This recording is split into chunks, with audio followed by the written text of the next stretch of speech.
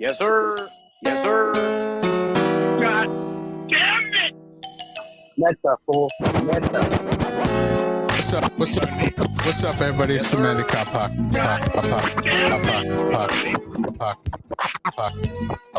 I'm posted up in the cut, in the cut like a band. And it. Paco, hey, shout out to Paco. Yeah, what's up, everybody? It's Man Cop Paco. Let me start that again. I can't even talk. All right, look.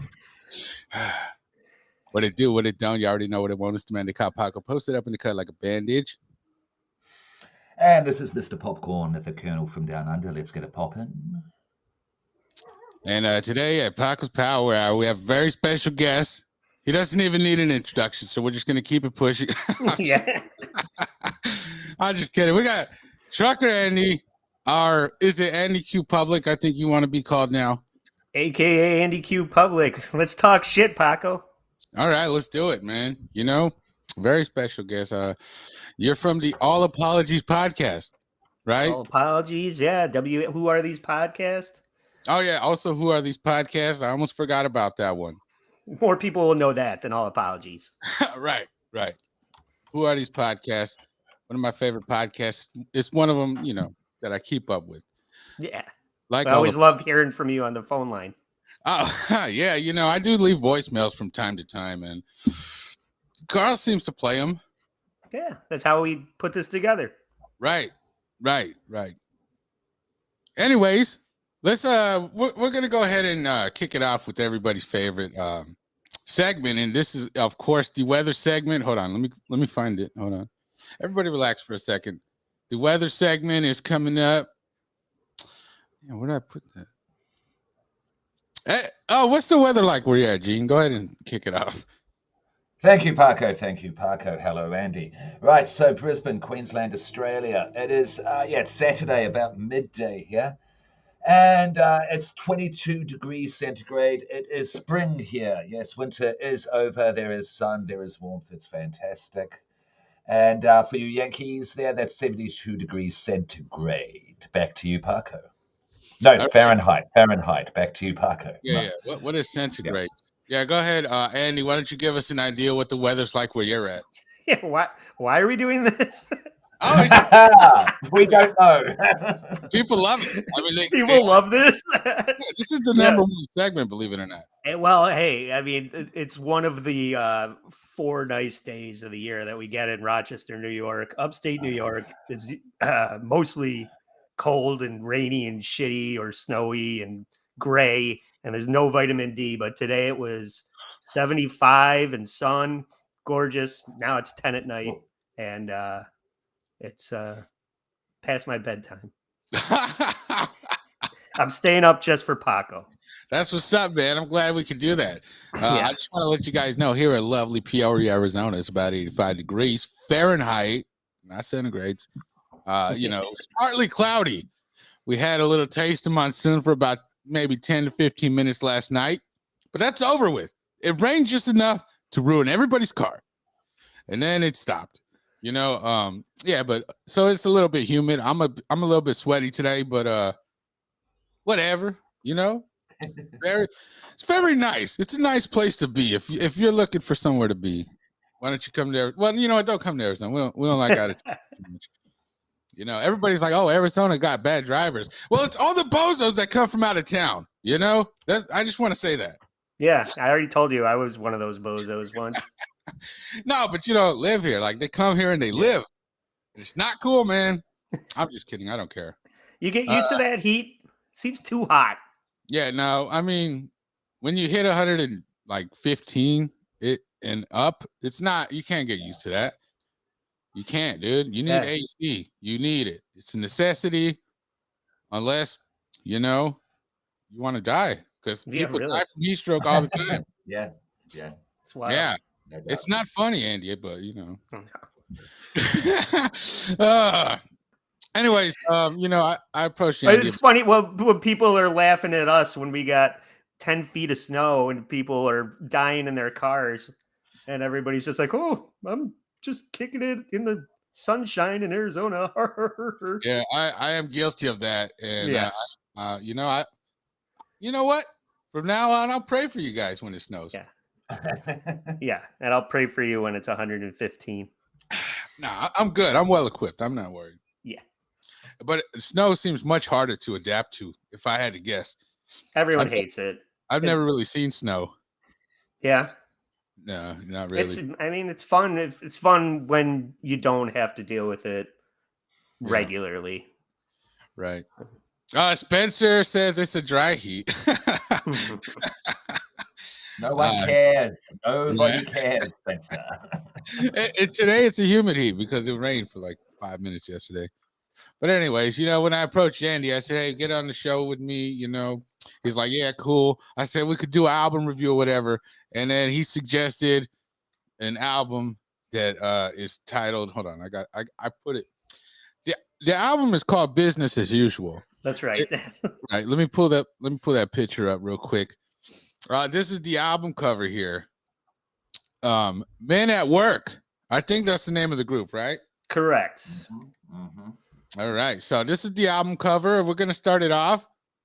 Andy, why don't you give us your thoughts on the album cover? Yeah, this always stood out to me because it's graphic and it's a bit of a cartoon. I was saying earlier, I picked this because I heard it first in my childhood. It was like a formative album for me when I was developing my own musical taste. And the first thing you do when you pick up an album is you see the cover before you even hear the music. And as opposed to this came out in 81. So back then you had a lot of long hair, like the Dead, the Bee Gees, a lot of afros and mustaches and things like that. And then you see this and it kind of almost looks like a cartoon. And that just kind of piques your interest as a young boy. Right. When this came out, I was maybe 7 or 8. I was about 6 or 7 years old, I think. I didn't really get deep into the album, maybe until a couple years later, though. But yeah, it just has that sort of cartoonish appeal. Yeah, really does. Gene, Gene might know. I don't understand the mountains on the amp. I get the amp, and I get the title, but the mountains, I never understood that part of it. No, neither do I. Okay. I didn't know if it was maybe a regional or Australian thing or something. Yeah, the only thing I can think of, we are not a mountainous country, yeah, and we certainly don't have snow on the peak. Yeah, that does not make sense. Yeah. They might be from New South Wales. We do have a mountain range called the Blue Mountains, I think, which is one of the few places you can actually see snow on an annual basis here in Australia. So maybe that's it. But it doesn't really fit into the vibe of this album. We'll get into that, but it's a very warm album. It's not a winter album by any chance. So I don't get the choice. I get the choice with the plugging in of the amp. These are musos traveling around in a van seeing the country. So maybe that's the choice of the mountains. They should have had Ayers Rock. That's one of the natural wonders of the world we have here in the desert. Something like that. But hey, I'm not Men at Work. I don't like the album cover. The yellow is disgusting. I hate that color. But aside from my own color preference, it's fine. Yeah, it's got the title clear on there. You know what this album is going to be. It is going to be like a pub rock type of thing. I've seen many of these type of covers, being Australian. And yeah, this is this album, and particularly one of the songs, is basically like the unofficial Australian national anthem is on this album. But I'll get into that. Yeah, I mean that's the one everybody knows. Obviously, Down Under is based. I equated it to the Born in the USA, the Bruce Springsteen. It's the Born in the USA. I was trying to think of an equivalent, and that's exactly it. That's exactly it. Yeah. and I equate that to born in East LA, you know, from Peach Marin. Yeah. I'm just kidding. No, it's all good. You know, my thoughts on this album cover. It's Ernie's here. What's up, Ernie? Hey, how you doing? Ernie, We're just how you talking Hello. about this album Men at Work created. It's called Business as Usual. I'm not sure if you're hip to that. You must know Down Under, right? Have you ever heard that? Oh yeah. Hey, does this have actual video today? Yeah, Yeah, we on can- video. Oh, last Yeah. time it was just audio. Oh, You're here we- live. The whole just gonna internet do it from can bed? see you right now. Yeah. You know what? Let me do this album review. I'll bring you back in, man, when we're done with the album review, because we're just gonna do this real quick, and then we'll get into the second part of the show where we can have you on. Stay All right. comfortable. Yeah. See you in a bit. Relax. I'll let you know when. All right. Anyways, what was I saying? Oh yeah, the album cover. To me, it's a cool cover, I guess. I don't know. Andy, when you were younger, did you see it on like a cassette, or was it like a vinyl, or? Yeah, that is a good question. I got to. I remember having the CD because I remember like my old man passed away and we were selling off his CD collection, and I saved it from being sold. I was just like, I'm gonna hang on to this one, but I got to imagine that he had it on vinyl initially because he was a big audiophile. He was big into vinyl, and he would make mixtapes and a big Deadhead. He would like trade live performance Dead concerts, and I think a lot, maybe that's why I like this album a lot, because it was a departure from all of like the Bob Dylan and Creedence Clearwater, the Beatles and the Dead. That was, the bulk of my dad's collection. And then, because he would buy things, he would see that cover and be like, or hear Down Under and give the album a chance. And even if it didn't end up being something that became like beloved to him, he would just still keep it in the collection. And then I would dig through it and I would be like, oh, this looks interesting. And that's how I found this album. Right, because I could imagine seeing a vinyl like that, Oh, like yeah, when it's, 3 times when the it's size that of big it. in your face. I think it would be very intriguing, Right. said at least. Yeah. The yellow just captures your eye. There's no other way to put it. The yellow captures.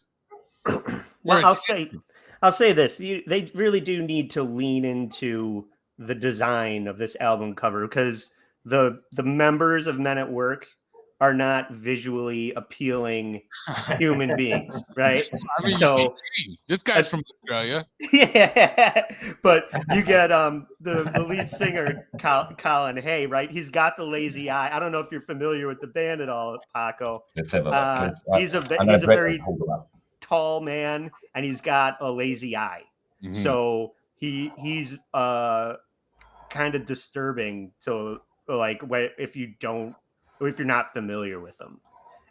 But great singing voice, great range, great musicianship, but you got to equate that to like the likes of like a Van Morrison, who is like, a troll of a man with the voice of an angel. That guy's got like soul to spare, but in the day and age of pop music in like the 2000s, where it's all like about looks and young attractive people that are not talented, that they just pour studio magic over all of these kids that have no business really being artists. Right. These guys are like genuinely talented, but maybe not the most visually appealing people. So you have to lean into a graphic cover like this for those reasons, right? Right. Mm-hmm. Makes sense. It does make sense. And you know what? Why don't we go ahead and get this review started, okay? Because that's just the very beginning. Scratching the surface. We discussed the cover. We'll get into criteria 1, the beats. Gene, why don't you kick it off? Give us your thoughts on a scale of 1 to 5. You could do 0.5s. but that's it. I'm not good at adding. Do like 1 to 5, scale of 1 to 5. What do you think about the beats? Go ahead and kick it off, Gene. If you don't mind, give us your thoughts, please. Don't pull any punches. You say what you want. Yeah. Yeah. Okay. Yeah. Okay. I will give the beats, i.e., the music in general. I give it a 2. Yeah. You see, I have been surrounded by this album and this type of music for a very, very long time. Andy, you were saying that you listened to it because it was different to what your parents listened to. That pretty much explains from the get-go all of the music I listen to this day. This surrounded me a lot by adults. I was a kid and I've grown up with it. It's too middle of the road. It's just too easy listening. It's too accessible for me, and I've heard it too many times. So you wanted me to pull no punches. So I don't like the music, and it's a 2 for me. Andy, that's interesting to hear. I appreciate that. Like something that is completely played out. I can see how you would just be done with it after 20 years. After the first 20 years of hearing this. Enough is enough, and I could see how somebody could hold that opinion. Yeah, but it's definitely like, for sure a new wave album, for sure an 80s album. You have to hold that into consideration. Absolutely. Because for me, like front to back, I think all the songs are. I think the album has like a story arc. This might just be me. It's what the listener takes away from it, right? So, but I like every single song on this album, and that's why I was just like I want to talk about this. Right. But I forget where I was going with this. Just you take something like maybe like Kanye's College Dropout. It's like, almost every song on that is good too. But not every song. And there's a lot of filler, and it's not all killer, no filler. There's a lot of filler, and it's not all killer. But that's a great album, and that's a hip hop album. But you take this, which is a new wave album. It's an 80s album, and it's, to me, Mr. Popcorn, it's all killer and no filler to me. So Andy, what would you give the beats on a scale of 1 to 5? The beats, drum wise, I'll give the beats. I'm gonna go 6.5. Out of 5, okay. Out of 5. Yeah. I'm sorry, I was going out of 10. No, that's all right. Out of 5, okay. I'll do 3.5. All right, okay. 3.5, 3.5. Andy, okay. Because I don't think the beats and the drums on this is not what makes it special. You know what? I should have put instrumental because I was talking about just the whole thing, overall. That's what overall. I meant to say. My lingo is not up to par with yours because I'm very limited with my musical knowledge as far as, music. Okay. Well, because all right, let me elaborate further then, because the other like the secret weapon on this album is what's his name here? Greg Ham, who is like the saxophone player. He plays the flutes on Down Under. He's the keyboard player. So between Colin Hayes' vocal hooks and Greg Ham's multi-instrumentalist musical hooks, between the vocal hooks and his musical hooks, those are the things that stand out to me on the album. So I feel like every song has something special about it. Right. Every song kind of has its own personality. So I'm going to even change based on that. I'm going to even bump it up to 4 out of 5. Okay, cool. Okay. Cool. Just based on Greg Ham alone. Greg Ham. Yeah.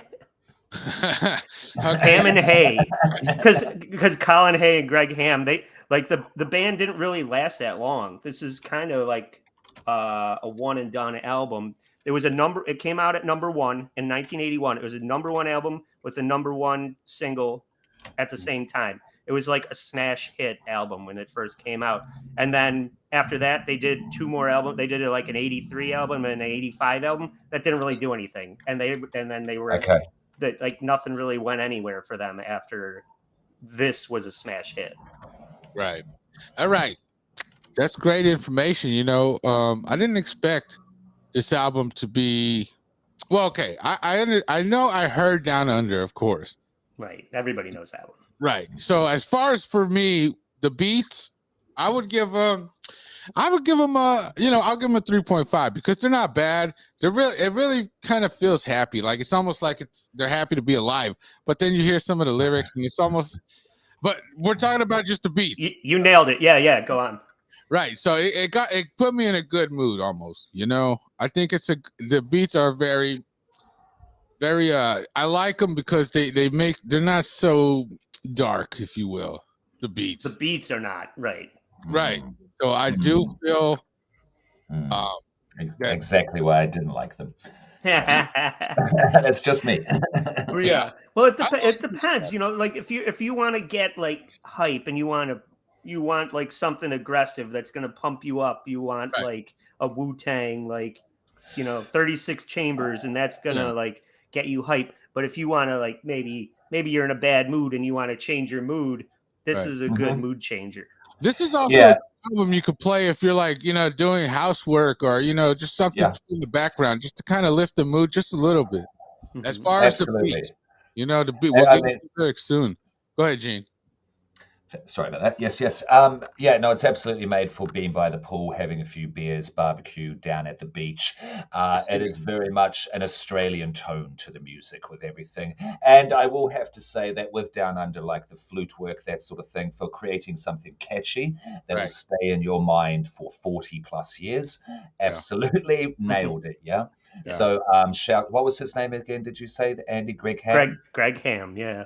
Yeah. Well, shout out to him. Yes. Special mention for his work on the album. Yeah.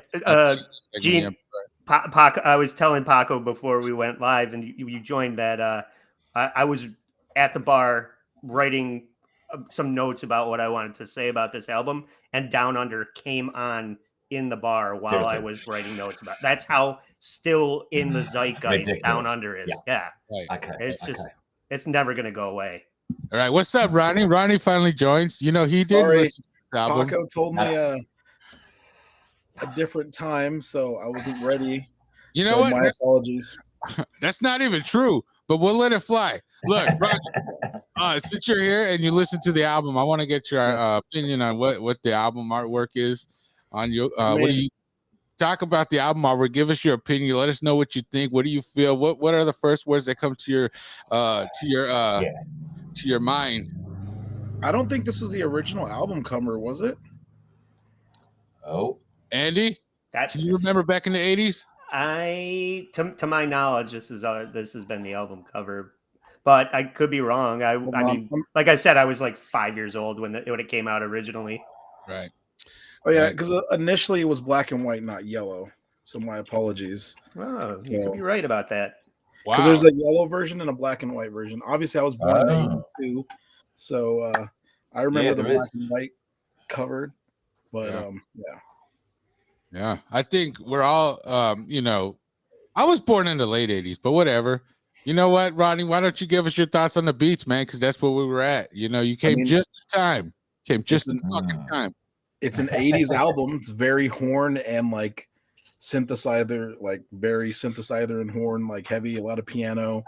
What they were doing in the 80s, now they're using the 808 and all other stuff, but in the 80s they used like horns, real bands, real music. So a lot of those, you hear all that stuff in this genre, in this 80s pop genre. So so out of 5, what would you give the beats, Holmes?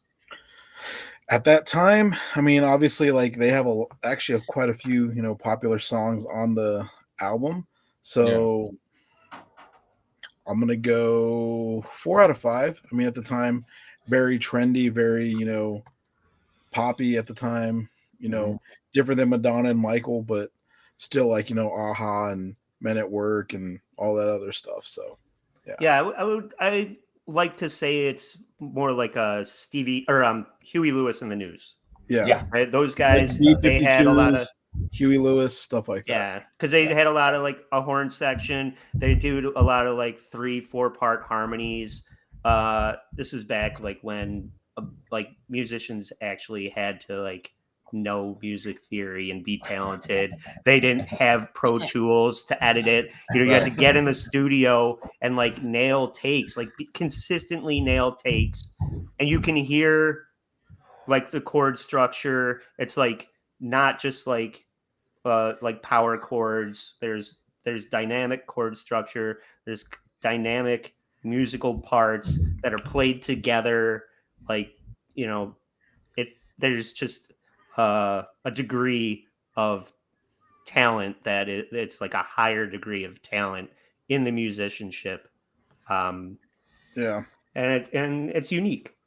Yeah, I think as music evolves, I think you know, people just become more dependent on other things. You know what? Why don't we go ahead and go into criteria part 2? The lyrics. Lyrics. Who wants to start it off? Andy, you want to start it off? I could talk all day about the lyrics. What other album are you gonna hear a song about like a crossword puzzle? They have a song about AI robots. You know that the underground is about like civil unrest and class warfare. What's the other one? Sorry, Oh no, it's fine. Who Can It Be Now? That's like a Oh right, Who Could It Be Now? This may be the second biggest song on the album. It's like about agoraphobia. Like who writes about agoraphobia? And Touching the Untouchables. It's about homeless people. It's about like the homeless crisis back in the 80s. You know, so it's not everything is everybody's just like money and fucking. You know, how many songs can we hear about money and fucking? Right. But on this, we got so many different. Not one theme is repeated. Right. It's all every song is different, and that's because Colin Hay is a talented writer. He's like a poet, and a thoughtful writer. Right. And you know, a lot of the topic as far as the music goes for nowadays is what's being pushed by the machine, of course, you know. Yeah, so Andy, on a scale of 1 to 5, what would you give the lyrics? You know me, I brought it to the table, and based on everything I just said, like how much thought goes into each one, I'm gonna give it a 5. All right. I mean, I'll give it a 4.5. I won't say it's perfect, but it's definitely there's a lot of brilliance in there. Right. Rodney, please give us your thoughts. On a scale of 1 to 5, what would you give these lyrics? I mean, a 4 out of 5 for sure. This will catch Gene's ear right now. One other their songs, "Catch a Star," was sampled by Jay Dilla in 2005. What? Yeah, that's one of my favorite songs on this album. Yeah, top track 2. 6 by Jay Dilla. He sampled them on track 6. So check it out. Jay Dilla, track 6. People just love to play with words. People just love to play with words. Yeah. Well, okay. Wow. Gene, I am glad you brought that up, because I was thinking the same thing. I hate it when like songs just have the same thing over and over again. But what he does at the end of that, he says those lines differently every time. If you like listen to it, the way that he phrases the vocals, he never does it the same way twice. He'll just maybe listen to that outro with a critical ear, and he puts a little spin on every like he maybe does it 12 times, but never once does he do the same thing twice. And he plays with the words. That's what he's doing there.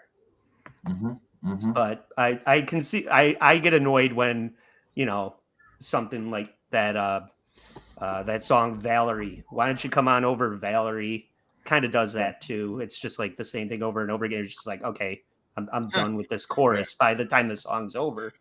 And you know, you could say the same thing about that, but I do think that he makes it special at the end. But that's just my opinion. Mm-hmm. Ronnie, scale of 1 to 5, lyrics 4. 4. Give it a 4. I mean, they're very original. They don't really, like at the time in the 80s, 70s, 60s, everybody, they were really original. That was the thing to be original. Like once you got to 90s, everybody started kind of sampling and like using other people's patterns and lyrics to, create their own music, but very original. So I'm going to go 4 out of 5. Wonderful. Gene, are you still with us? Give us what scale of 1 to 5 lyrics. Go ahead and just really let us know how you shit all over it. It's okay. No, I'm not. I was going to until you Give it a good whole number. put your case forward there, Andy, and it was very well stated. I was originally going to give it 2, because listening to the album, I didn't care about what he was talking about. It didn't capture my attention. There was no emotional relevancy to me, for me. But the way you just put it there, you revealed some depth to me regarding the lyrics. You revealed some dynamics he was doing with his voice, because when I listened to it, I just heard the same tone for each subject matter. So he didn't really convince me that he was emotionally invested in what he was saying at all. But you pointed out a few nuances there, Andy, which has bumped up my score from a 2 to a 3. Yes, and I do have to put it more at its time when it came out. I have to consider, when this came out. So I'm going to give it a 3 out of 5. Oh, that's wonderful. That's wonderful. I'm going to go ahead and give my opinion here on the lyrics. I'm not really used to this kind of music. So, just growing up when I was younger, it was just gangster oldies and then rap music.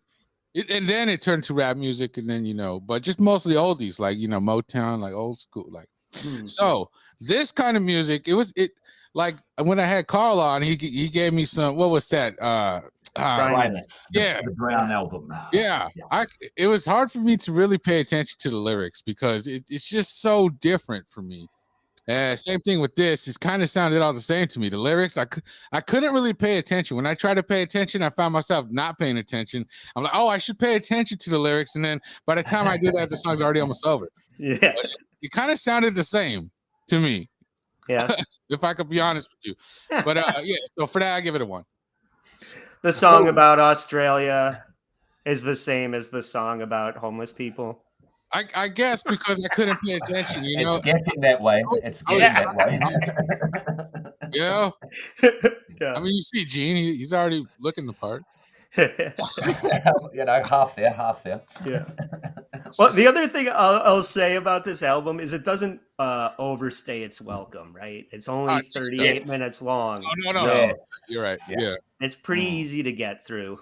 Right. I was so relieved this wasn't an hour plus. Yeah. I was so relieved. Yeah. You know what? Let's get into criteria 3, huh? Criteria 3, what do you guys think?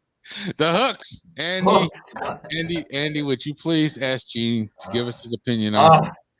I don't want to hear Gene's opinion first. You know what I'm going to say.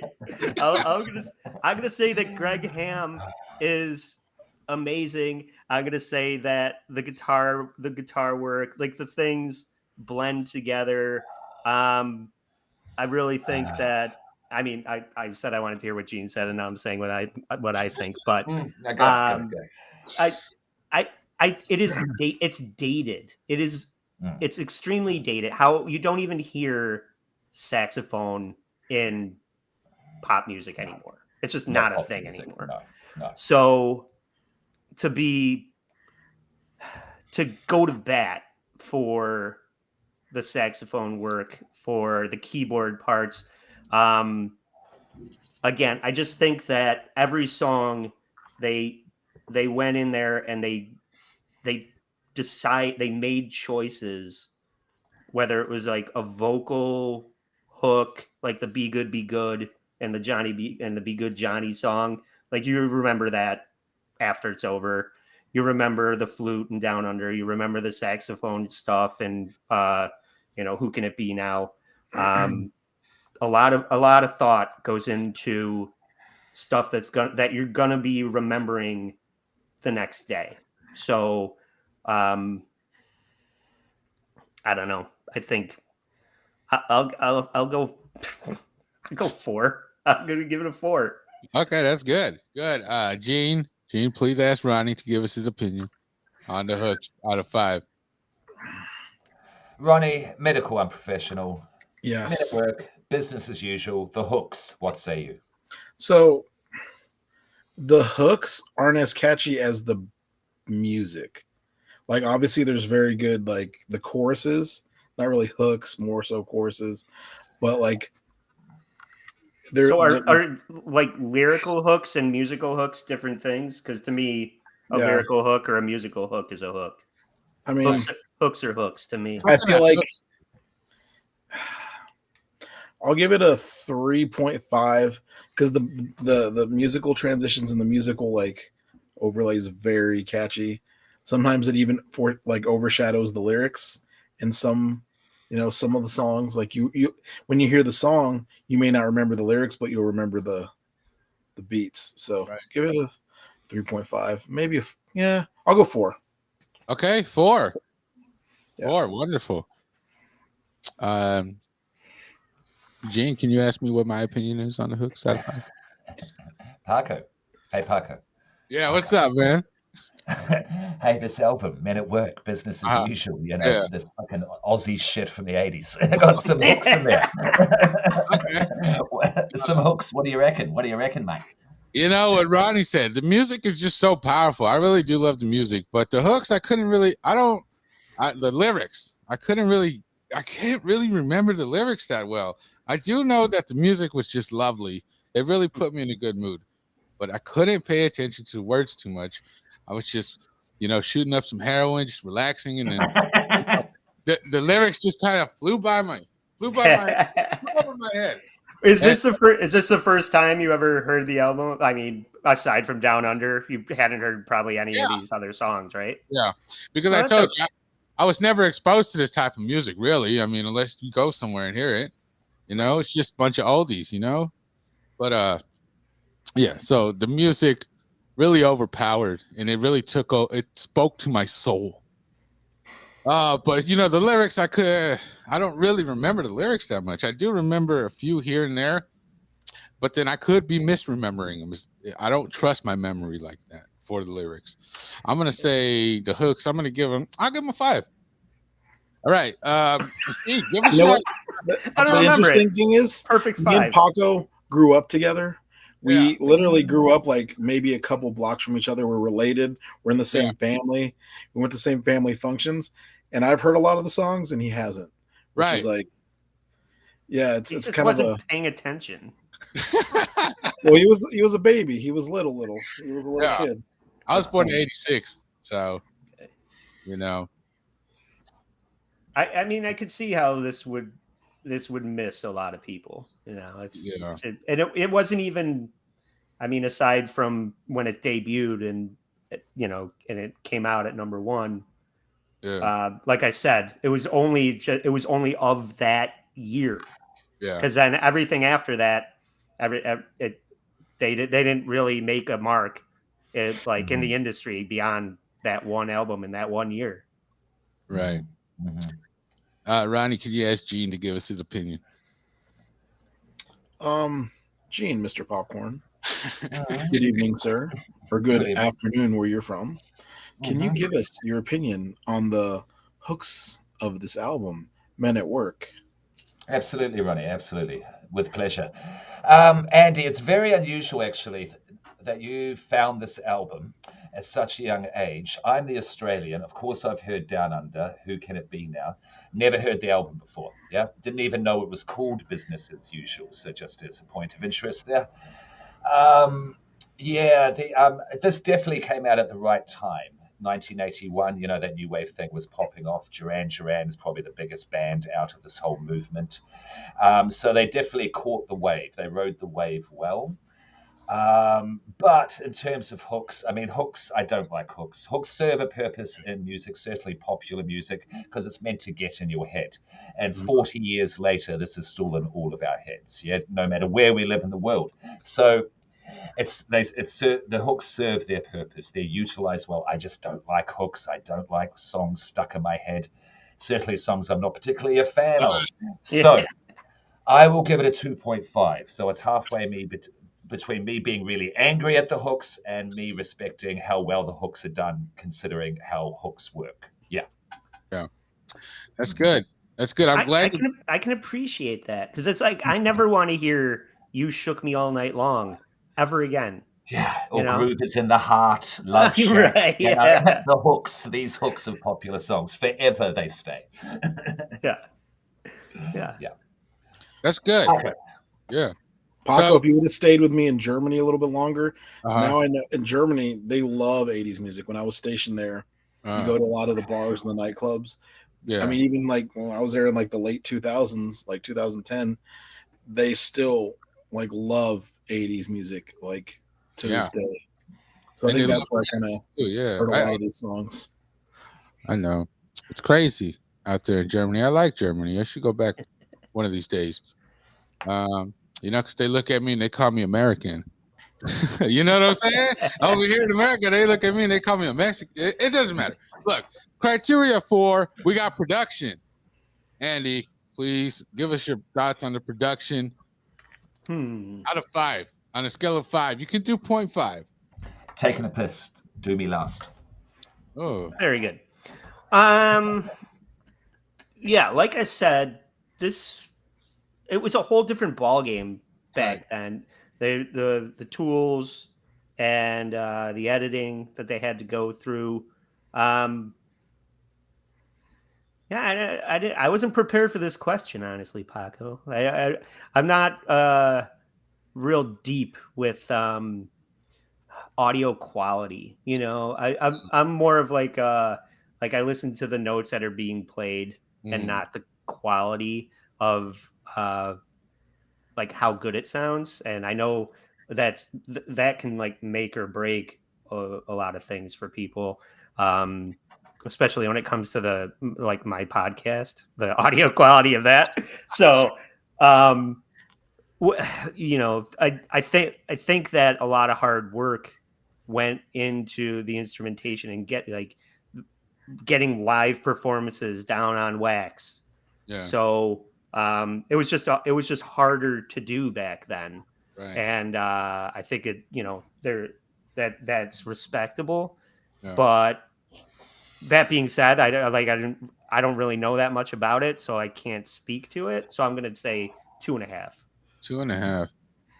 Ronnie, please. What are your thoughts on the production scale of 1 to 5? I'm actually going to give it a 5. I mean, it's high fidelity, so it's a hi-fi sound. It's very clear. You can tell the audio and the orchestra production that went into like creating the songs, did what they needed to do. You don't hear any like misbeats like on certain. There's a lot of songs in the 80s that they just left those like some of the drums may be offbeat or some of the guitar portions may be offbeat. Like you don't hear that in any of the music that I've heard on this album. So I'm going to give it a 5 out of 5. It's very clear. It's hi-fi. It's very clean, crisp. You don't hear like any, misbeats or it's like sometimes in hip hop you hear that, but like with this one, I'm going to give it a 5 out of 5 for sure. I would say I'm not going to change my score, but I'm going to say that that song, the Helpless Automaton, the robot song, that's like something that like, I feel like they heard Devo and they're like, oh, we can do that. And they did it even better. So, like when you think about the production, like the thought that went into the production of that, I think that a lot of thought went into that. But I'm going to leave my score the way it is because I already gave it. All right. I mean, you could change it, Andy. We'll break the rules for you. Oh, really? Oh. Well, thank you. I'll go up. I'll give it a 3 then. You want me to change it for real? All right, whatever. Even all right, on so, the even on the album, Paco, like their first two songs on the album were their first two hit singles. Those are the first right. two songs released. So even the way that they laid out the tracks, Yeah. even Overkill Sequencing. like was one of their hit singles. So I love the that way song too. they laid it out, Mhm. you listen to those songs right at the beginning. So whoever's going to buy it, they're going to listen to that on side A Yeah. or whatever it was at the time, and that's going to bring them in. So Yeah, a lot of thought did go into this. I can appreciate the production, like Ronnie said. It sounded well put together. I'm listening to it in 2023. Who knows? I'm not sure if this, like the version I listened to, was like remastered or whatever. It does sound great. It's very well put together. Everything's like the music is beautiful, but like I said, the lyrics it's hard to capture my mind with the lyrics unless you're like, Yeah. But yeah, I'm gonna go ahead and give the productions a 9. I mean a 5. Sorry, I'm guys. gonna reassess my score again already, because I was saying that in the beginning that the album, because like when you said production, I was like, I don't know what that means. But as we're talking about it, I think that my takeaway for the production of the album is, like I said, it kind of tells a story. Yeah. And what I mean by that is, in the beginning, it's like this is a guy who's like a shut-in with the first song, and then Right. it moves into like the Sure, the second sure. song. It was oh, I Can See It in Your Eyes, and that's kind of like a one like the one that got away, kind of like love song. So it's like this shut-in looking for love, and then it moves into all these other thematic songs that are about like the problems of the world. So like this shut-in goes out into the world, and then the last two songs are more like love songs. Like Catch a Star is about like finding someone, and Yeah. then Down by the Sea is like spending time with that someone that you found out in the world. So to me, that's like the overarching theme of the album, and that is like my production notes about the album. So based on that, Yeah. 5 out of 5. No, I have to change it Okay. again. I gave it a 5 because I thought it was very well thought out and put together. Yeah. And now that you mentioned the story arc, it's just mind blowing now. Well, that's just like something that I've assigned to this album. That's my takeaway as somebody who's listened to this album 20 times. Right. But I do. I don't know. I gave it a 5. So you want to keep it a 3 or what? What are we doing here, Andy? 5. Okay, 5. Gene, go ahead and give us your idea of what you think about the production. The production of this. And we should have made Andy go last because we should have gave him examples first. I feel bad about that. He's like, "Oh, I wasn't prepared for this question," but I told him we are going to talk about the album. So, go ahead, Gene. Give us your production thoughts or notes or whatever kind of like when I say out of a scale of 5, if you don't mind, please, just take it. Okay.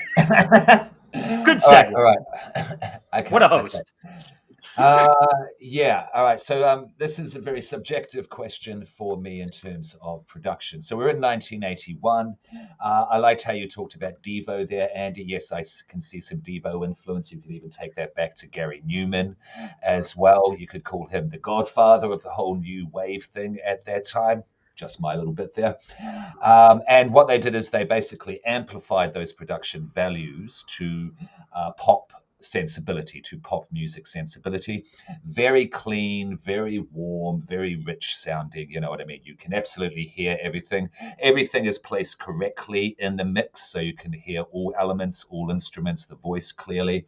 Yeah. So it is definitely made for the radio, and it's made for popular, consumption. Mm. So, that's the job they wanted to do, and they did it. They pulled it off in spades. Me, it's too clean for me, my liking. I like a bit of grit. I like a bit of dirt. I like a bit of dust on the production, however you want to put it. But that is for me. That's very personal and very subjective. And in the early 80s, you had punk rock coming along here, which was fuck high production values. Let's make it as dirty and grimy as possible. So I myself am conflicted. So I'm going to give it a 3.5. Yeah, because the job was well done, and you just talked about sequencing. the narrative of the album itself. And I think it's definitely there. So it earns an extra point. So it goes from 2.5 to 3.5 for the production for me, Paco. Back to you. All right, wonderful. You know what, Gene just wanted to be a real hater, but then I think Andy kind of swayed him a little bit. Yeah, I listen. Nice. Yeah, he's not stuck Gene's bowl of rice. Well, yeah, I mean, there's definitely something to be said for like something like a Ramones album where they're throwing it's like a warts and all kind of thing, but it's still there's still thought put into the structure of those songs. Yeah. It's not like people think that anybody can just do. A lot of kids started bands based on how easy they thought the Ramones made it look, and it's not as easy as it looks. Nirvana too. It's these are like gritty, dirty albums that are meant to be that way, and those are great albums. And this is not that. This is a polished new wave album. So it's like, what do you want it? What do you want it to be? What's your sound? And exactly. Yeah. Right. All right. So you know what? Why don't we go ahead? Gene, can you tell us what your favorite song on the album is and why? While I add these totals up, after you're done, please pass it to Ronnie or Andy, because I might not be done counting. So go ahead. Absolutely. Well, it has to be Down Under, doesn't it? Yeah. When I was re-listening to this yesterday and the flutes come on, the do, and then I automatically went do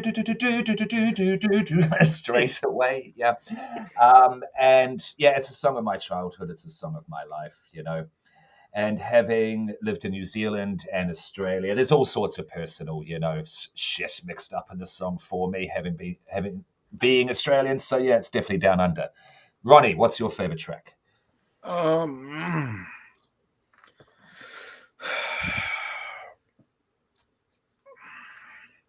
go with Who Can It Be Now. I think that's probably my most remembered song on this album. So yeah, I'm gonna go with Who Can It Be Now. Andy? I have a thing for Catch a Star. I can't wait to hear that. I really want to check out that Jay Dilla song that sampled it, because that has a I don't know what it is. It's just kind of like,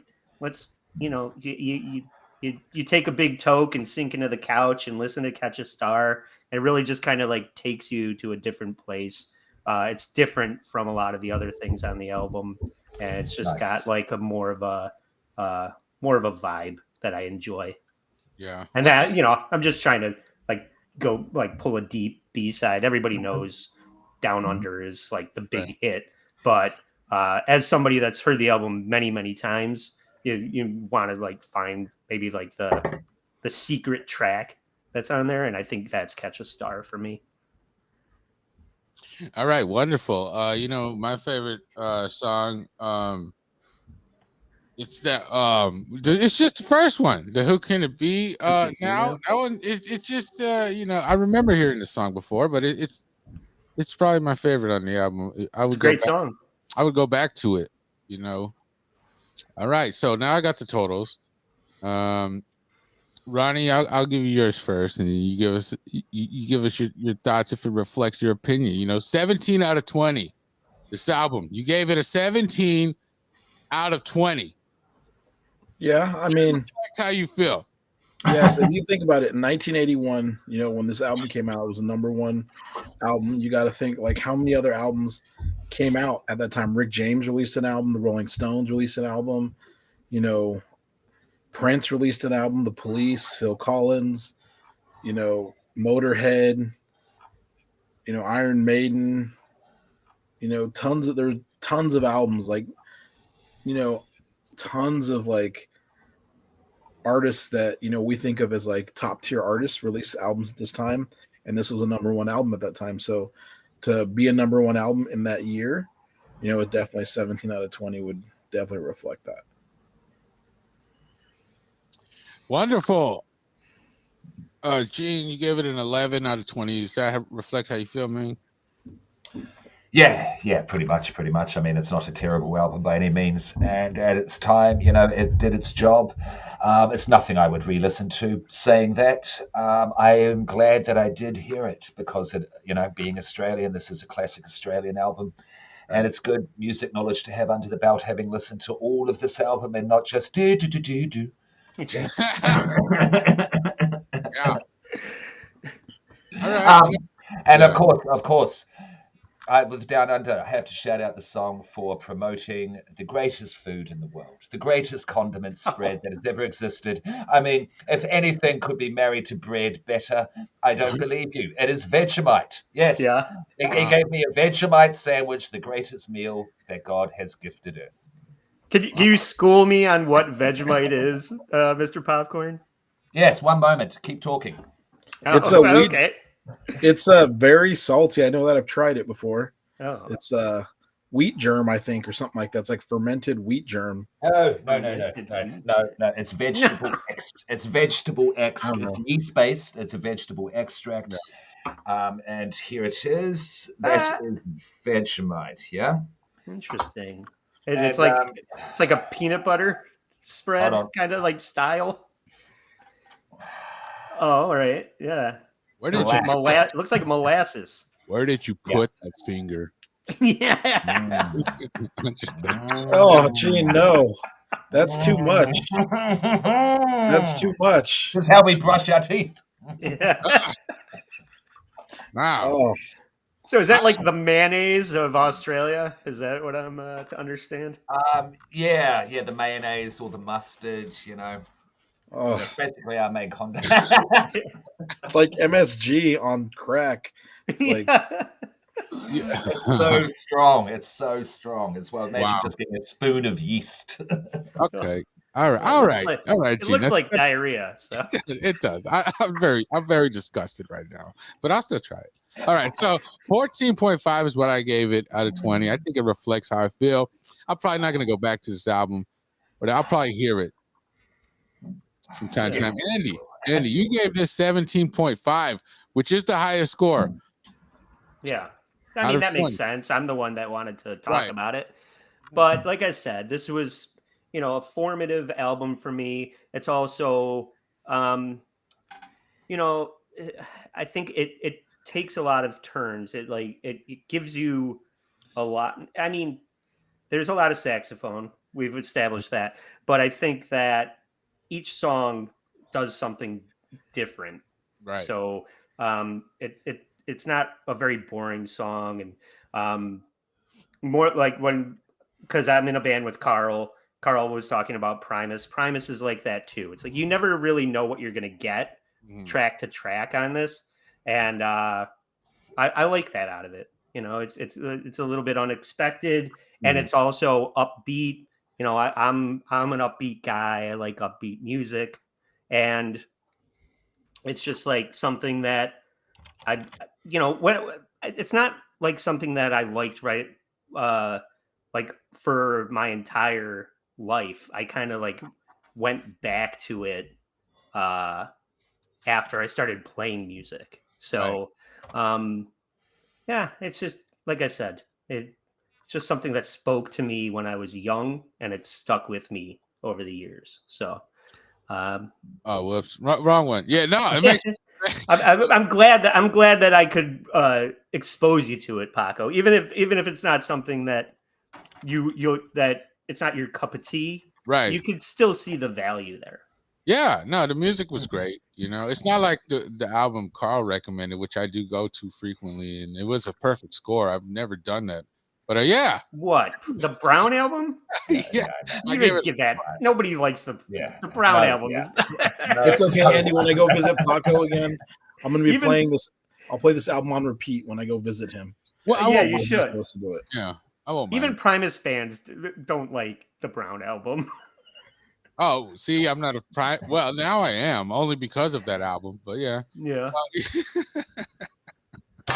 You know what? We're going to continue the show. That was the album review section. It took like an hour, but it was great. Did it. Yes, thank you, Andy, for being here. But you got a few minutes still. Of course. All right, good. You know what? I told Timmy Lotes and Gussolini that I would call them, for the second part of the show, which is the non-album review, because I don't think the bozos listen to it. But let's go ahead and get them on the line. I told them I'd call them, and we're gonna go ahead and continue with the show. But we do have a special segment for people that are first-time guests, and that is Andy. Can you tell us the last time you thought about bunt cakes? Oh, Jesus. Renee, I was listening to. Hey, hold on, Tim. Shut the fuck up. Okay, go ahead, Andy. Whoa.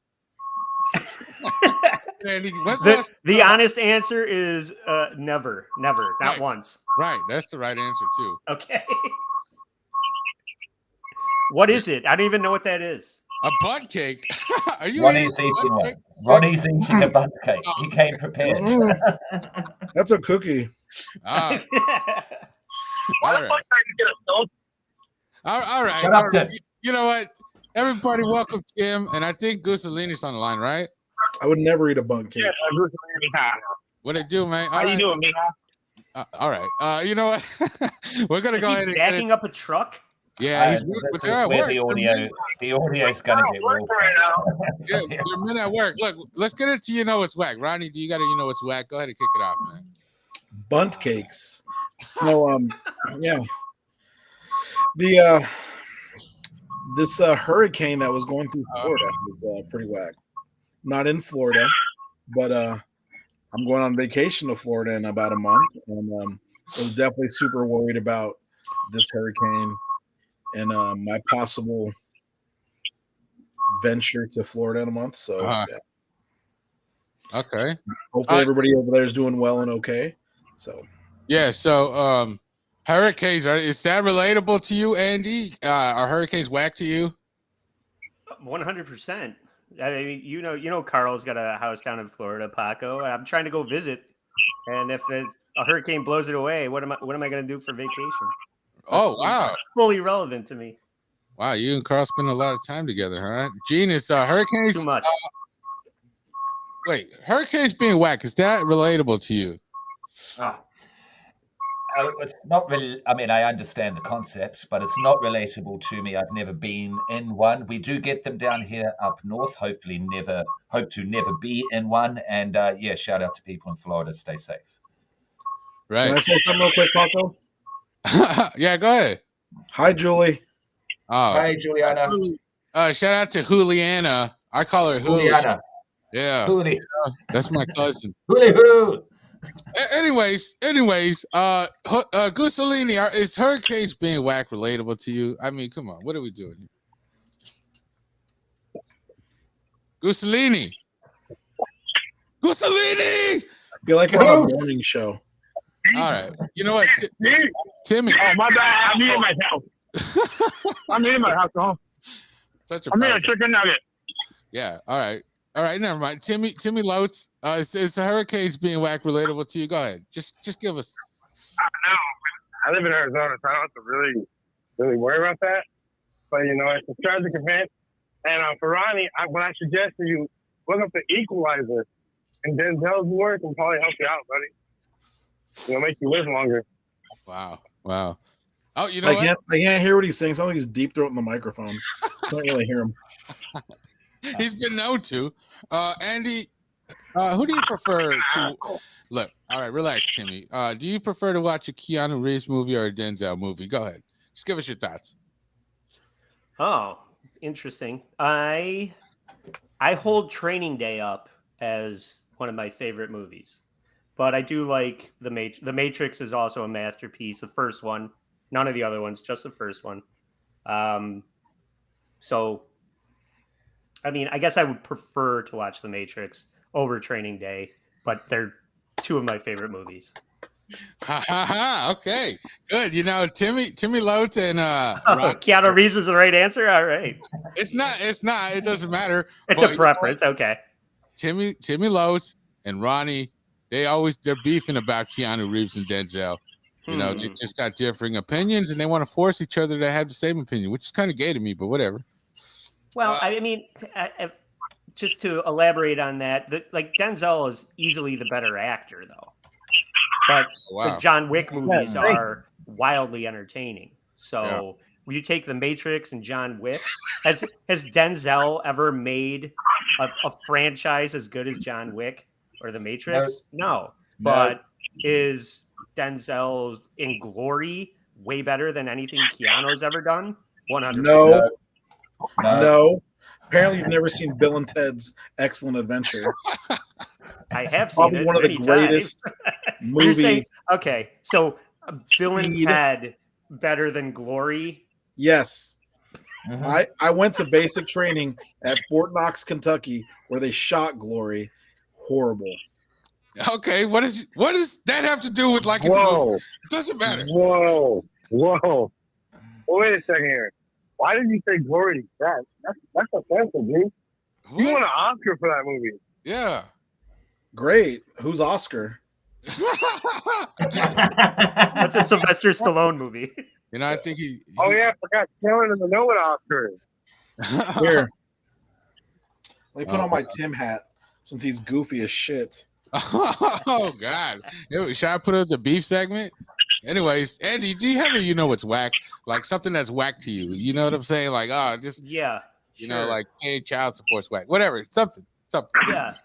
I'm going to stick with the movie theme. And I just watched The Flash on HBO. And Oh, I'm did you? really, Okay. I'm really sick of the whole trope of the villain of a superhero movie just being a bad version of the good guy. Yeah. There's so many good comic book villains. Why is like the first Iron Man? It's always Iron Man fighting bad Iron Man, Black Panther fighting a bad Black Panther. White Panther. What can't there's come up with a better fucking thing? Because like at least Spider-Man is doing like you get Doc Ock, like that's a good villain. We don't need another movie where the villain is just a bad version of the good guy. That's whack. Right. Yeah. Ronnie, is this relatable to you? Yeah, I was not a big fan of the new Flash movie. The Batman shit, great. All Yeah, the Batman stuff in the new Flash, great. Everything else, Okay. Yeah, I'm not a big Ezra Miller fan anyway. I don't really think he's that Yeah. great of an actor. I think they could have cast someone better for Flash, but I know the Flashpoint like story arc because you can see back here I have a ton of comic book stuff. I'm a huge like comic book nerd, and they could have done it differently. Obviously, like I don't know. We're not going to get into all that stuff, but yeah, I agree. Like they need to, instead of rehashing the same bad guys over and over and over, maybe do something a little more, relevant, I guess. Because yeah, that's one of his bad guys, but there's other things they could have put like, Grodd or somebody else like against him. But instead, you go with Reverse Flash, yeah, Black Flash, whatever you want to call it. fucking lazy, Horrible. lazy. Right. That is lazy. Timmy Loads, That go is ahead and give us your thoughts. Is this it's relatable to you that the Flash is whack? What was your whack? I don't really care for DC. That's why I don't care either way. So I guess I'm not really. All right. Yeah, but you saw Black Panther, right? It's Killmonger, whack. Well, the thing was, just like Ronnie said, it's the best villain. And to your point, Spider-Man did fight Venom, which is a version of Spider-Man. So I mean, You're Spider-Man. You're pulling Spider-Man 3. He fought Venom for 10 minutes in Spider-Man 3. That doesn't count.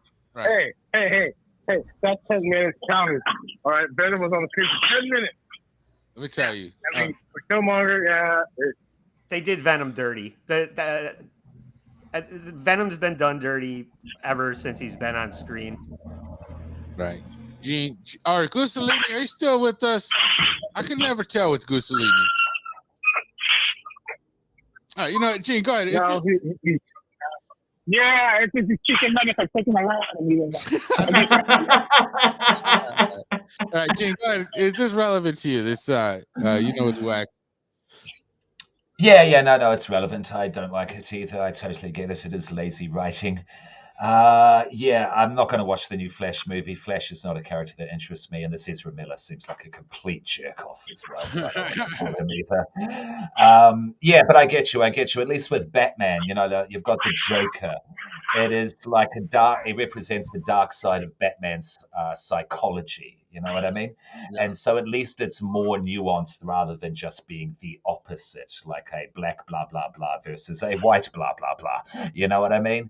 I know superhero stuff has to be archetypal. It is the great battle versus good versus evil, but there's a lot of space to play between those two end points. Yeah, a lot of the time they just go completely black versus white. It's lazy. I agree. Right. This is not relevant to me. I don't really care for superhero films, but that's just me. Superhero films are my kryptonite. I don't really. Wow, look at that too. What was that, Ronnie? What was that? That's Robin. Oh, yeah. That's good. That's good. Gene, do you have what's whack? Go ahead, enlighten us on what's whack. Yes. Shit, I just had it. Oh, Ronnie, you go first, and then I'll remember. I did already. Already went. I already went. Your fucking Gene. Why do we have Gene? Remember hurricanes? Hurricanes are whack, Gene. Yeah. Sure. Terrible. Go ahead, Gusselino. You know what's whack. Yeah, go. You know what's whack? When you're fucking going to Walmart and order something from the McDonald's and the Walmart, they don't give you the one thing you want, the fucking the drink. Fucking shit. Fucking mad. All right. So, Ronnie, is this relatable to you? When you go to a Walmart, McDonald's, when you order a drink and they don't give it to you, is that relevant to you? I mean, I finished all of my drink, but no. I mean, don't normally when you go into like a establishment and they don't give you your drink, I'm like, hey, I didn't get my drink. So you get your drink, then you're not without it. When you go to the restaurant, hey, I didn't get my drink. Right. So you wouldn't leave without getting your drink, after you pay for it. Yeah.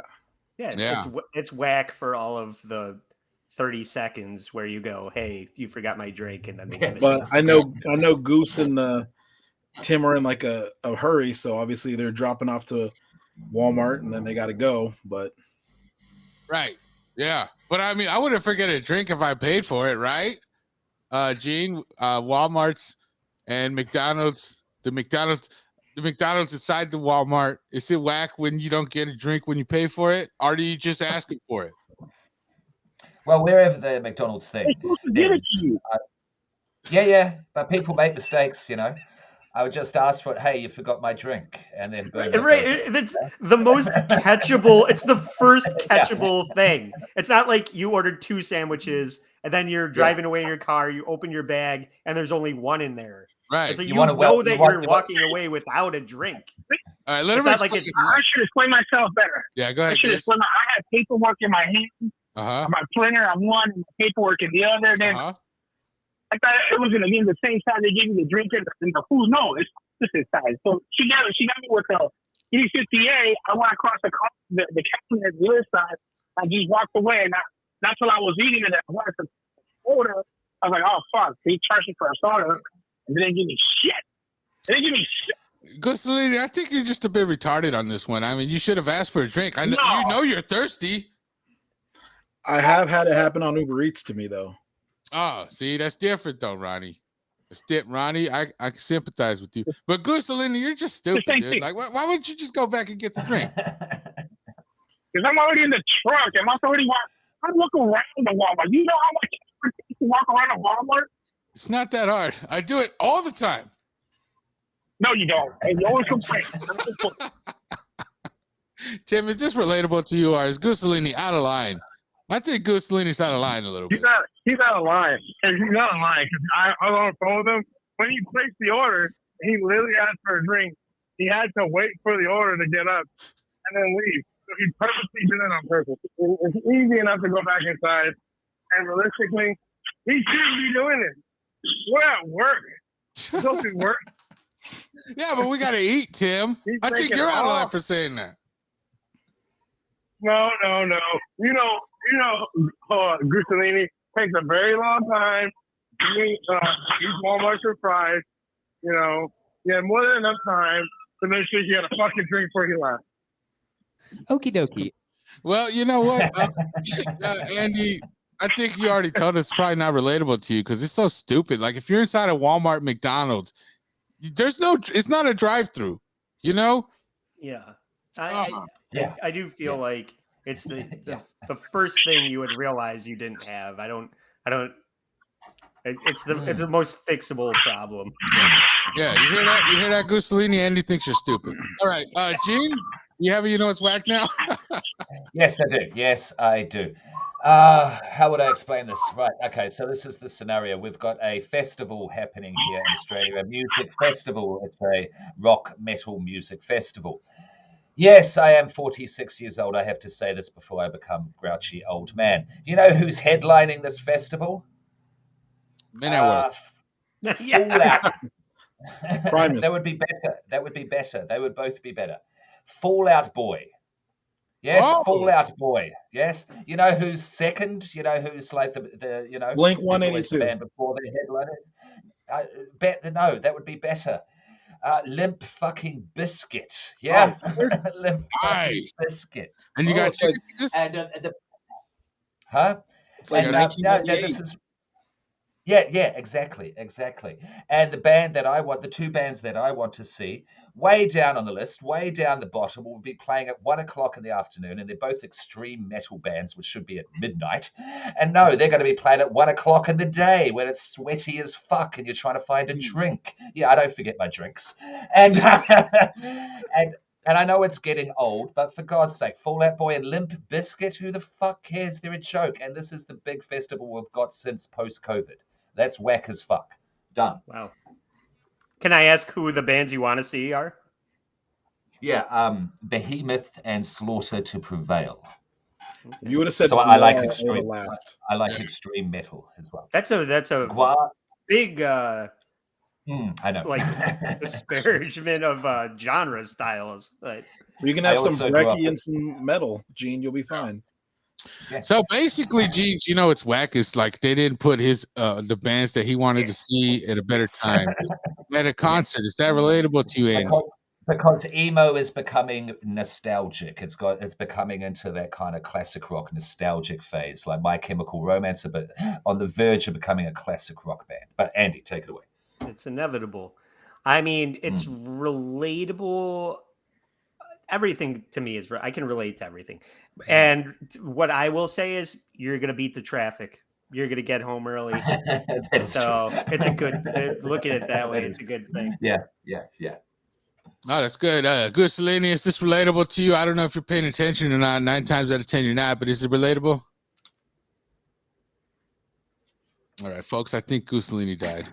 You know what, Ronnie? Is this relatable to you? Dehydration. Yes, actually, this actually happened to me the first time I ever went to a concert. I actually went with Paco's brother to the Up in Smoke tour, Ah, and Oh, yeah. we're so pumped to see Ice Cube and Eminem, yeah. the two people that did not perform in Phoenix.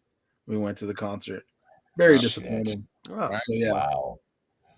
Yeah. Who headlined? it was still like Dr. Dre, NWA, Okay, and well, then- Snoop well, then, Dogg, okay, and sure. but- yeah. yeah. Yeah. Go ahead, Timmy Lotes. Are you still with us? Yes, I'm still he here. is. We hear sound check. Go ahead. Is that relatable to you? No, I don't really go to concerts. I'm not a social person, so no, not really. No, Thanks a lot for that. sorry info. guys. You know, I don't You're remember. welcome. You're Yeah. welcome, man. Hey, do you got you know what's whack, Timmy Lotes? Go ahead, man. Share it with us. I think you got Yes, I one. do. Go ahead. I got one. You know what's whack? But When you ride with your friends to work, here we go. and the one friend is in the back eating like a fat mother effer. And then when you ask him, hey, can I grab my food? He just looks at you and snarls. Snarls. I want food, dude. I said, hold on. Let me finish eating my food. Dog, you snarl like a dog. No, you snarled, broke the cigarette after that, and acted like you just had like the best sex in the world. Those pupusas were good. It took a lot out of me. Man. It's just relatable to anybody. I didn't really catch the scenario. Can you describe that again? Okay, What happened? He said, I picked up Tim and Gooselini. We went to go get pupusas. It was like a 30-minute drive to work because the pupusas are way out of the way. I was in the back seat. I made Gooselini drive my car, and Tim was in the front. And I was eating my food in the back.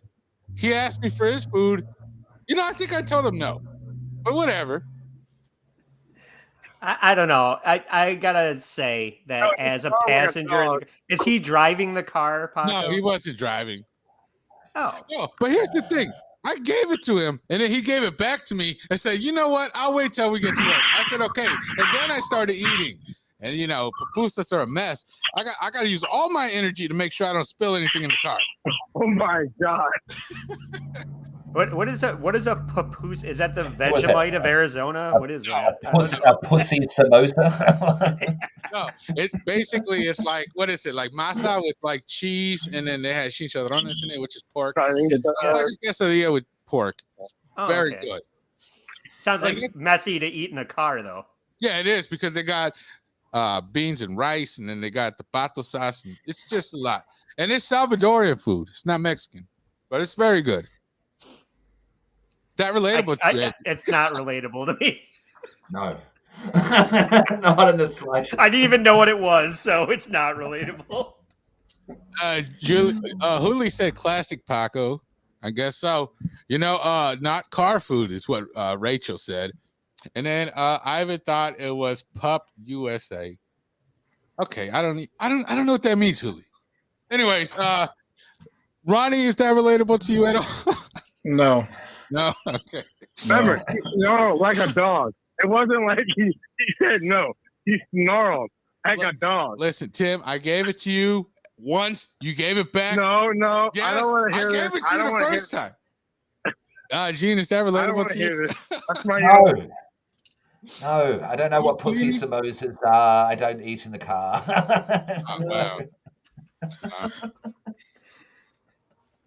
wow. Sorry, Juliana. Yes, Pupusas, pupusas, yeah, Julie. Yeah, Huli, we're talking about pupusas. Yeah. What was I gonna say? Oh, is Gooselini on the line or not, Timmy? He's on the line, but he's not answering. He's not saying anything. He's deep in the pineapple cheesecake. Oh, wow. Ah. Highly recommended. Yes. We know how Goose feels. Oh, what the hell? Yeah, his humor is not relatable to me. So, Gene, go ahead and. Oh yeah, because you don't want to smell at people. You know what, Tim? Just relax, man. You should have just kept it when I gave it to you the first time. I'm not gonna hand it off multiple times, dude. Especially if I start eating. Go ahead, G. Do you have it? What's what? I've already given mine. The full out. Yeah. Oh yeah, it was so wacky. Yeah. I couldn't even remember it. I'm sorry. You're doing good on the show, man. Right, glad to be here. You're doing great. Well, what about you, Paco? You tell me what's whack. Yeah, what's whack, big boy? Yeah, Paco. All right, what's whack is when your friend around the room. What? What are you saying, Gene? Nothing. Hurry up. I'm just kidding. What's whack is when your friend accuses you of not being loyal. Okay. Where's Jose? You're not loyal for shit. Oh, I am the most loyal. I am the most loyal. No. See, he accused. No. This is what happened. I gave Gooselini pineapple upside down cheesecake. I don't want to hear this. Oh, well, all right. Look, I gave him pineapple upside down cheesecake from Cheesecake Factory, which is very good. It'll change your life, right? It will. And then so, whatever.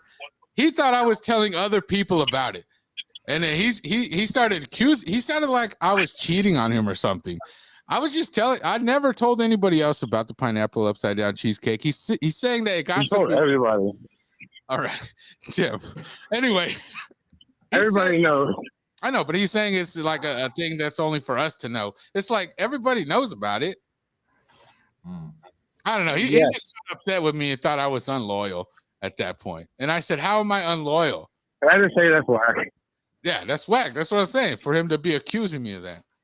It's relatable to you, Andy. Do you have your friends questioning your loyalty at everything? I've never had pineapple upside down cheesecake, but it sounds delightful, and I'm gonna go get it. And that's all your fault for letting me know how good it is. So Oh no, that's on you. That was No, it's not even that good. It's not even that good. you never had it, It's a Tim. lie. You never had it. Cheesecake Factory. Yeah, I know enough yeah. about it to know. you don't know anything, Tim. I'm sick of him acting like he knows everything. Go ahead. Well, I'm buying it all up, and nobody's going to be able to get it anymore, and that's because of you. It's You gonna be a let this- pineapple upside down cheesecake Thank you. shortage Appreciate for this that. podcast. Yeah. Thank you. I appreciate that. Paco, We hey, didn't need shout on out the to market. Paco. Yeah. No. Oh, Andy, you've been like on almost every episode because of this drop. I love it. Yeah. Go ahead, Ronnie. Is that relatable to you? Do your friends question your loyalty? No, Oh, they okay. don't. But you see it behind me? Because he doesn't have friends. Yeah, You it's see this it's quite wonderful. very That's good. it. Oh man. Yeah. Like a $70 cheesecake, but I mean, if you get a slice, it's like $10. That looks good. It is, dude. Gene, is that relatable to you? $70 for that shit. Hey, you know what, Gene? For a Oh, whole one. all right. Thank you, Chief. Thank you, Chief. Thank you. $70 for that. I'm just kidding. I'm just He likes Vegemite. Leave him alone. What was the question? Are your $70. friends questioning your loyalty at every turn? Are they always? No, we tell each other about things and like food. You get it from here. We Right. don't snarl at each other and go, tell no one. It's Right. all mine. Yeah. And then take it into bed with you and laugh. Whatever the fuck you're doing. He was acting like I broke his heart or something. It was crazy. Yeah, no, It was no, crazy. that's You did break that's my heart. crazy. Wait, hold on. What? It hurt. You did break it. It hurt. All right. Okay. That's like getting. Piece of cheesecake. That's all I want. All right. That's like Hey, seeing. have you ever heard of? I'm sorry. Go ahead. No, go ahead, No, Andy. that's just Andy. Please, you're the guest. Yeah. Oh, I was gonna say, have you ever heard of a little secret thing called the McRib sandwich? Shh! Don't tell anyone. Yeah. Cheeseburgers, man. Don't. It's almost time for it to come back. Oh, it is. Yeah. Usually October. Yeah. All right. You know what? Let's get into the last segment, and then I got to go after this. Recommendations. Andy, please recommend something. No. You know what? I'll make Ronnie go first, and then you can get an example of what the Yeah, segment. let me think of one. Yes. Ronnie, please give us a recommendation. I know you got a bunch because Ronnie's the kind of guy. I'll say, give us a recommendation. He'll give us like 7. I'm like, dude, just one. Let me think. Yeah, actually, I'll give you a recommendation. Homemade potato salad. All right. Gene, is this relatable to you? I've had it. It's fine. Sure. You know. It's relatable. As I've heard of the food and I've eaten it. It's fine. Yeah. All To right. you. Andy, is homemade potato. As somebody that is dining and eating it, yes, I will eat homemade potato salad. I'm not going to make homemade potato salad. So I can't relate to making it, but I can relate to eating it. I made my wife make me potato salad tonight. So yeah. Oh, It sounds like what I just said. Yeah. Huli And said ribs. bacon. Yeah. Oh, and ribs. Ooh. Mm. Eating good over there. Timmy Lotes, is that relatable to you? Homemade potato salad. Or I'm sorry, it's relevant. Yeah, it's a staple in the black community. We always make potato Oh, here we go. for every fucking function. It sounds like it's all we make. Like Yeah. every barbecue is potato salad. Yeah. You know, Chicanos do that too, dog. We eat a lot of potato salad. It's good. It is relevant to me, Ronnie, but it's kind of a boring recommendation. I wasn't ready. I'm sorry. It's par for the course, is what it is. That was a subpar recommendation for me. You know, My I'm a little apologies. disappointed. Yeah. But Gene, I will say it was an amazing potato salad. you know what? I haven't had potato salad in a while, and I think I should. You guys are making me hungry. Yeah, me too. All right, Tim, do you got to? Or you know what, Andy, do you have one now, or do you want us to come Sure, back? yeah. I mean, I don't know what the herb laws are like in Arizona. Do you guys get like the yeah. THC seltzers out there?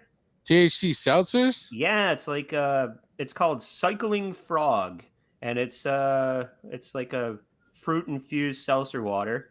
And what I've been doing is, a highball is like bourbon with like seltzer. Mhm. And I've been taking my Cycling Frog grapefruit THC seltzer, mixing with a little bourbon, stir that up, and enjoy that, and you get an official highball, because you get a little high with your highball. So I recommend that. All right. Relevant to Eugene? Yeah. It's not the type of alcohol I drink, but it's if you like it, it sounds good. Yeah, nothing else to say. All right. I don't think he was listening. Ronnie, is that relevant? Relatable? Unfortunately, it's not. I live in Texas, so and I'm The a laws nurse. don't allow it. Yeah. And I'm a nurse for the federal government, so unfortunately, I cannot partake in half of it. But I've had a highball with regular seltzer, and they're pretty delicious. I'm a bourbon fan, so yes. Yeah, Timmy Lotes, is this relatable or is relevant to you? Yes, it is relevant to me. I would love to have a THC seltzer, but of course, we don't have that here in Arizona. That sounds like a delicious drink. I really do want to try it. I haven't drank it, and now I haven't smoked it again. Being I am a DO2 regulated driver, so I don't care. All right. I will say though, it's even more relevant because they just changed the laws in New York State where like the ratio of THC to CBD that they'll allow in the beverages, they just changed it so you can't even get it. So like I said, it's called Cycling Frog. It's really good, and if you can get your hands on it, get it before you can't, because I can't get it anymore. So I'm kind of disappointed, but right. If you can get it, I recommend it. So that's my recommendation. We'll find it and ship it to you. Don't worry. All right. It's not really relevant. Well, it's not really relevant to me. I'm not really a pothead, and if I consume THC, it'll mess me up bad. You know what I'm saying? Like I remember having like a little piece of an edible, and I was gone. Yeah, I was gone, dude.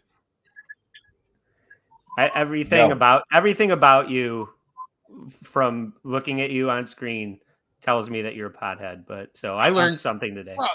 Look, off the record, maybe. Yeah. On the record, no. Yeah. If your boss is listening, no. You're saying on the record. All right, Tim. I appreciate that. You know what? I'm glad we got Tim on. I thought you know. I'm just letting you know. I want to do a racist rant. Oh, you want to get into a racist rant? But let me get Gene. Gene, do you got a recommendation for us, please? Yeah, Tim. Yes, I do. First of all, I just wanted to add to what Andy said there. I haven't had it with seltzer because it's illegal down here. But I have a friend, or allegedly, whatever I need to say, that may have tried cannabis THC infused wine in the past. Ever get a chance to have it? Really good, really strong. Yeah, so I've heard. Sounds awesome. Now, my recommendation, it's in two-part. It is a rapper and a track. The rapper is called Cambatta, Cambatta, fantastic lyricist. He has done a track. He did a track called Manifesto with Loaded Lux. If you know Loaded Lux, he's one of the best battle rappers that's ever existed, basically. And the producer is Black Magic. Cambatta's verse on this is incredible. It goes for about 2 to 3 minutes, just his verse alone. And check it out on YouTube. It's Black Magic, Cambatta, and Loaded Lux, called Manifesto. And if you like it, check out more of his music. That's my recommendation. All right, it's relevant to you, Ronnie. I'm writing it down. Thank you, Gene. I love Gene's music recommendations. He's always come through. So yes, definitely relevant. Right. This is relevant to me because I listened to Soul Assassins 3, and that was hard, dude. You know what I'm saying? Honestly, there was like maybe 3, maybe 4 tracks I did not care for. The other ones all went hard, man. Slick Rick and Method Man. Come on. What are we doing? How good is that? How good is Metropolis? Yeah. I'm really excited to hear that. I haven't listened to Cypress since Skull and Bones. And, oh wow! We talk about Cypress before. I like that shit. So and I love Wu-Tang and I love Cypress. So I really can't wait to listen to that. Yeah, good recommendation. Yeah, Hooli says Beer Loke. That used to be my nickname when I was an alcoholic. Yeah, so And then Ronnie said classic Paco, aka Billo. Yeah. Cricket. Hold on. I don't understand. Ronnie, what is that? Julie will. All right. Basically, we got your opinion if this was relevant, right, Andy? Oh yeah, it's totally relevant to me. Yeah, 100%. Wonderful. Tim, is this relevant to you? I know you hate hip hop. No, it's not. I love hip hop. You know, as a black male, Oh, here we go. Listen to more hip hop, so I'm just getting ready for racing fan. Anyway, yes, very relevant to me. Gene always puts out good music, so I gotta take a listen to it. Cool. All right. That's cool. My recommendation is it's watching the first 48 on YouTube, man. It's free. They got a bunch of free episodes up. They've been starting to put up a bunch of first 48 episodes. I love that show for some reason. Me and my cousin Huli used to always watch that show. The first 48, I recommend watching it. It's pretty cool. It's a missing persons show? No, it's a homicide show where they basically got 48 hours to solve the case. Otherwise, it becomes harder after the first 48. Right. Can I add another recommendation, Paco? Oh, God, after yours. Yeah, go ahead. Twisted Metal, the TV show, pretty decent. Starts out kind of slow, but definitely picks up the last 3 or 4 episodes. So very good series. Say, Andy, do they have Carl's Juniors out there, or is it? I think it's Hardee's. They do not. Neither. They got. It's really just like McDonald's and Burger King, Taco Bell, and Chick-fil-A, and everything else. They do. We got a lot of charbroil places like Hots, Burgers and Dogs, options, like better quality options than Carl's Jr. But it's just not a thing out on the Northeast coast. Wow. But I will say I watched all of Twisted Metal. That's relevant to me. I liked it. Oh, good. Gene, Twisted Metal, no like? Let's fuck my Go ahead. I'm familiar with the game. Yeah, that was a game during the 90s, I believe. I've listened to a review about the show. They didn't speak highly of it, but I trust your opinion there, Ronnie. So at some point, I'll check it out. Yeah. Tim, Twisted Metal show. Relevant. Yes, very relevant. It's very relevant. I'm trying to watch right now. All right. So thank you, James, for ruining it. Just the end of the show gets better because I was going to stop watching it soon. Yeah. It wasn't my opinion. That wasn't my opinion. It was mine, Tim. These guys, they don't pay attention. That's why I like to get them on. Sometimes I bring up something else. It keeps the show creative. I like the third drama, okay? All right. Can I make a recommendation, Paco? Oh, go ahead. Phil Gussolini's back. Somebody revived him. This is for all my anime heads. One Piece, the live action on Netflix. Lumpy? One Piece. It's called One Piece. It's been an anime since the 90s, early 90s. Yeah. Anybody know what that is? Is it the show that just came out on Netflix, Goose? The what? It just came out on Netflix, right? Yeah. Yeah, I saw the advertisement. I haven't watched the show yet, but yeah. Can you say the title, Ronnie? Because we couldn't fucking understand Gooseling. Go ahead, say it. Hold on, I'll show you right now. It's One Piece, right? Oh, I thought he was saying Lumpy. Yeah. So did I. Yeah, I got Glumpy. Yeah. One Piece. I saw it on Netflix tonight when we were scrolling through. Yeah. It's a movie. I think they just made the movie on Netflix. They just released not too long ago. All right. So anybody know what that is or like that? I mean, I know what it is, but I haven't watched it yet. No, I'm not into anime myself. What's a live action? Oh, but he said anime. And the original. I already stopped listening. But yeah. Same. That's good. Hey, did anybody like to watch? Hold on, let me see here. Huli says, tell him to separate his lips with the toss. Tim, I think that's a reference to you and Gussolini. Both of you guys. What did she say? She said, tell him to separate his lips when he talks. We can't understand you or Gussolini, man. That's Walgreens Julie right there. Sure, I'm working. You can't hear me right now. I'm moving, doing stuff. I'm sorry that's inconvenient for you. All right. I'm trying. You know what? I'm hungry, dude. I gotta go now. You know what? Paco, I got beef before we leave. I got one beef before we leave. All right, hold on, Tim. Beef alert. Go ahead. Who you got beef with, man? So I enjoyed the new Ninja Turtles movie, but I have beef with it. Okay. A lot of beef with it. I want to hear about this. Yeah, go ahead. Have you all seen it first? Have you guys seen it? No, I saw the commercial and it looked interesting. I do not like what they did with Bebop and Rocksteady at the end of the movie. Is all I'm going to say. I don't like what they did with April O'Neil, but yeah. Also, April's not April. Wow. But Bebop and Rocksteady become good guys at the end of the movie, and I don't like it. What? They were never Spoiler good guys. alert. Yeah. Wow. Huh. I don't like that. Yeah, That's and I don't like Baxter Stockman's story in the movie. I don't.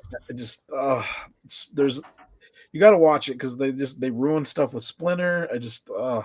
You know, you might have an answer for this because I saw like maybe it was fan art. Is there a fifth turtle, like a yellow turtle with claws? What? Or is that fan art?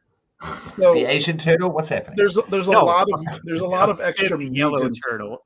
There's a lot of extra mutants in the show, in the movie. So it's not in the movie, watch it. though. That's all I'm going to say. There's a lot of mutants in the movie. Okay.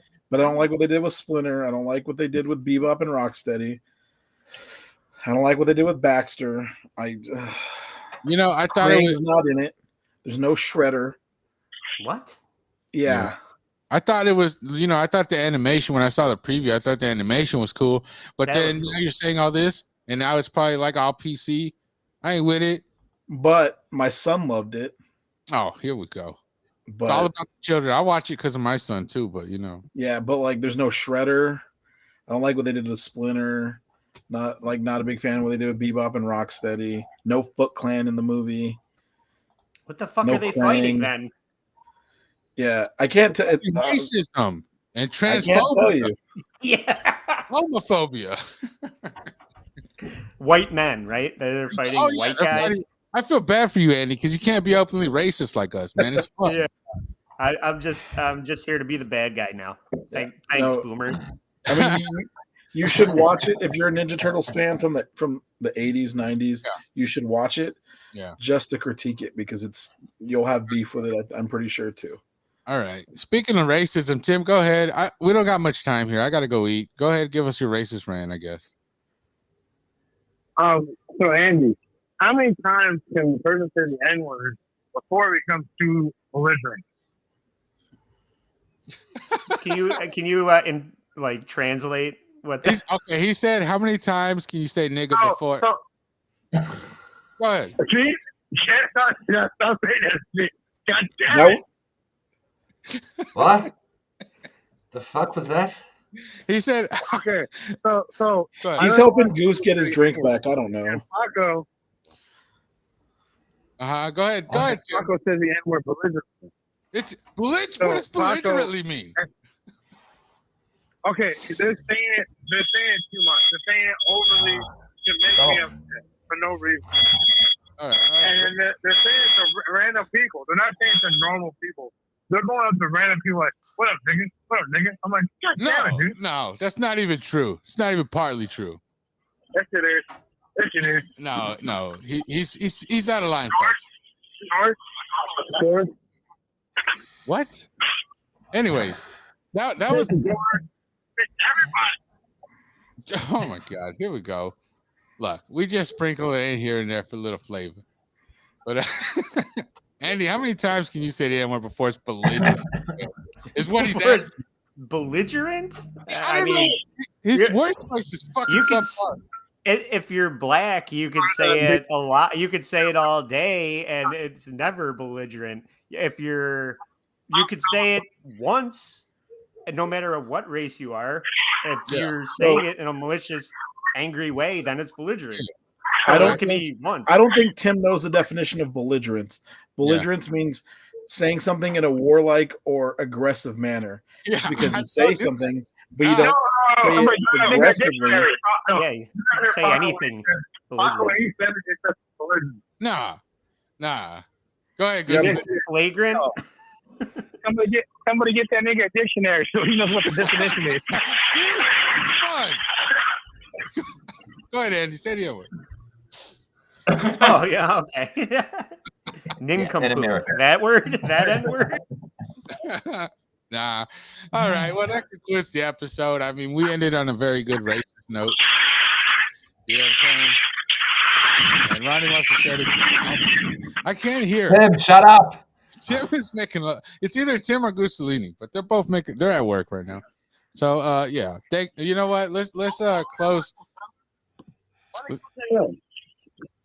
All right. Anyways, we're gonna close the show out. You know what? Thank you, Andy, for coming on. I appreciate your musical insight as far as men at work. You know, make sure you guys subscribe to the All Apologies podcast. It's a very good podcast. I enjoy it myself. Thank you. Follow it on Instagram. I post daily on Instagram. Apologies in the news. Make light of that, and then every Wednesday release an episode. We just did Jake Paul, crazy YouTuber turned boxer, freaking ass clown on YouTube. So many worthless apologies. So that was fun to cover that. But yeah, check it out. Apple, Spotify, All Apologies podcast. Are you going to cover his brother? We already did. Yeah. I already did. I'll listen to that. Yeah, that's why we did Jake, because Logan was such a popular episode. Yeah. Yeah. Okay. Understood. Yeah. All right. Well, we'll see you guys later. All right, we're done. Thank you for having me, Paco. Thank you for being on. Nice to meet everybody. Yeah.